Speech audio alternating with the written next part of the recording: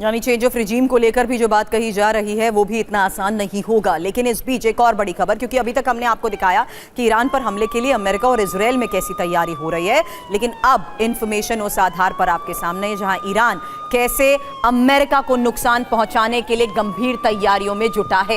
ये एक और बहुत बड़ी खबर है जहां ईरान अमेरिकी ठिकानों पर हमले के लिए भी तैयार है। और न्यूयॉर्क टाइम्स के हवाले से एक खबर आई है जहां मिडिल ईस्ट में अमेरिकी ठिकानों को निशाना ईरान बनाएगा। IRGC ने अमेरिकी ठिकानों की हमले की योजना बनाई है। अमेरिकी ठिकानों पर चौंकाने वाले हमले होंगे।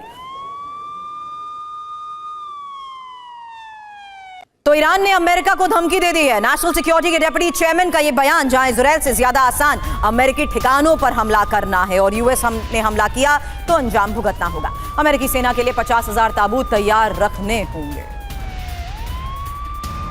और यूएस के बेस इसके निशाने पर आसानी से आ सकते हैं।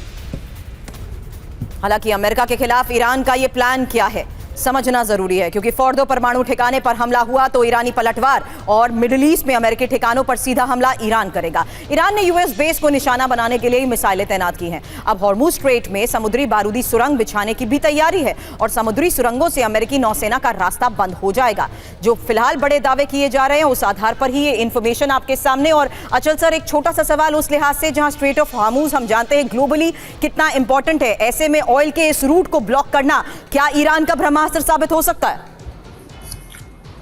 नहीं, देखिए, ईरान के पास ये ऑप्शन तो है अवेलेबल, लेकिन हमें ये देखना है कि इसकी लार्जर इम्प्लीकेशंस क्या है पूरे रीजन के लिए, पूरे ग्लोबल एनर्जी सिक्योरिटी तो है ही है। भारत के पॉइंट ऑफ व्यू से अगर आप देखें तो हमारी कितनी डिपेंडेंस है, फिर उसके बाद ट्रेड रूट में डिसरप्शंस हैं, बायलैटरल ट्रेड्स में, और पूरे रीजन में इंस्टेबिलिटी हो जाएगी।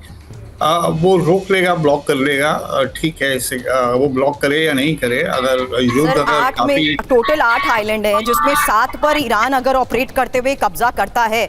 मैं ये सवाल उस आधार पे भी कर रही हूँ सर, अगर आप देखें तो जिस तरीके से यमन में ये सब होता आया है, कार्गो शिप्स के इस पूरे रूट को जिस तरीके से डिसरप्ट किया गया है, ऐसे में क्या ईरान भी कुछ हद तक अपनी शर्तों पर अमेरिका को मनाने के लिए ऐसा फैसला ले सकता है?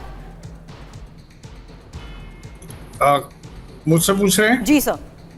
नहीं, मैंने बताया आपको कि अगर लड़ाई बहुत बढ़ गई तो ये रूट तो वैसे ही डिसरप्ट हो जाएंगे। राइट। तो इसमें ईरान रोके या नहीं रोके, जैसे आप देखते हैं एयर स्पेस बंद कर दी जाती है तो फिर इस रूट से कौन कार्गो लेके जाएगा? तो जब ये लड़ाई के माहौल में वैसे ही इसका इम्पैक्ट होने वाला है, तो आइदर वे, ना उनके पॉइंट ऑफ व्यू से ना इनके पॉइंट ऑफ व्यू से मुझे नहीं लगता है कि बार्गेनिंग का कोई है। और अगर अमेरिका और इजराइल ने ये इरादा बना ही लिया है कि ईरान को हमने जो है पंगु बनाना है, उसको एकदम पैरालाइज करना है और उसके यही बेस्ट टाइम है कि उसके न्यूक्लियर एम्बिशंस को हमें अरेस्ट करना है, और अगर रिजीम चेंज हो जाती है तो डेफिनेटली उनके लिए ये बोनस है। देखिए, वो चाहते हैं 1979 जब से ईरान में रेवोल्यूशन हुआ है, अमेरिका की दिली ख्वाहिश यही रही है कि ईरान में कोई ऐसी सरकार आए जो उनके दरबार में आके हाजिरी दे और सलाम मारे। और ईरान का न्यूक्लियर प्रोग्राम तो ऑब्वियसली इजराइल के लिए खतरा, हालांकि दुनिया ये इस बात को इग्नोर कर रही है कि इजराइल ने 70 से 90 बॉम्ब बना के रखे हुए हैं। NPT का वो मेंबर नहीं है, कोई उसे इस बारे में उसके ऊपर कोई देता नहीं है। इस बात की क्या गारंटी है कि इजराइल कभी किसी भी हालात में उसको इस्तेमाल नहीं करेगा? सब ये मान के चल रहे हैं कि ईरान ने बॉम्ब बना रहा है, अभी तो उसने बनाया नहीं है, और बनाएगा तो वो डेफिनेटली इजराइल पे इस्तेमाल करेगा। ये प्रिजम्पशन है कि ये सारी जो नैरेटिव्स बनाए जाते हैं वो एक अल्टीमेटिव ऑब्जेक्टिव, जैसे मैंने पहले बताया आपको, वो ईरान में से जो फंडामेंटलिस्ट कह लीजिए या जो भी सरकार है आज की तारीख में, उसको हटाना, इनके न्यूक्लियर प्रोग्राम को रोकना, और एक ऐसी सरकार वहां ले आना जो फिर अमेरिका की पिट्ठू होगी। और सबसे बड़ी बात यह है कि even in the region, Middle East में जो अरब बड़े बड़े देश हैं, अंदर मन ही मन वो भी नहीं चाहते कि ईरान एक न्यूक्लियर पावर बन के सामने आए। और इजराइल के इसके साथ हालात को आपने देखते हुए देखा, एक्सपर्ट्स यही कहते हैं कि अरब वर्ल्ड अलग है और ऐसे में ईरान जिस तरीके से अलग थलग है वो कहीं ना कहीं निर्भर कर रहा है आज के इस हालात में भी चीन और रूस से सहयोग पर। एक और बड़ी खबर है, क्योंकि अभी अमेरिका की तैयारी और ईरान की हमलों को लेकर तैयारी के बारे में खबर आपको दिखाई। एक ये बड़ी खबर इजरायल से है, जहां इजरायल में इंटरसेप्टर मिसाइलों की कमी को लेकर बड़े दावे किए जा रहे हैं और आयरन डोम एरो मिसाइलों की कमी को लेकर यह खबर है। इजरायल का एयर डिफेंस कमजोर हो सकता है और युद्ध लंबा चला तो इजरायल पर संकट भी संभव है। हालांकि वॉशिंगटन पोस्ट के हवाले से यह खबर सामने आई है और इस खबर के आधार पर इंफॉर्मेशन की कैसे इजरायल की हवाई सुरक्षा संकट में आ गई है।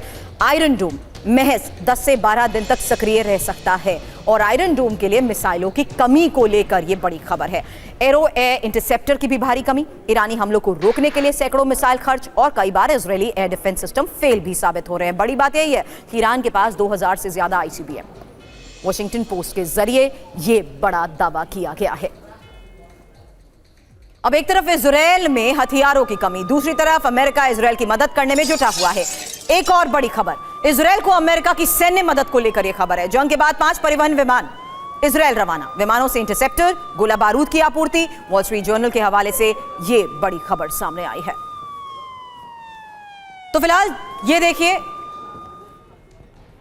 विमानों से इंटरसेप्टर्स और गोला बारूद की आपूर्ति को लेकर यह जो दावा किया जा रहा है, जंग के बाद 5 परिवहन विमान इजरायल रवाना हुए, ये उसी वक्त की टाइमलाइन को दिखाते हुए बड़ा दावा किया गया इजरायल को अमेरिका की सैन्य मदद का। जहां आपको बता दें, अब अमेरिका स्ट्रैटेजिक पार्टनर होते हुए इजरायल की जिस तरीके से मदद कर रहा है, उसी को लेकर यह बड़ी खबर सामने आई कि जंग के बाद 5 परिवहन विमान इजरायल रवाना हुए हैं।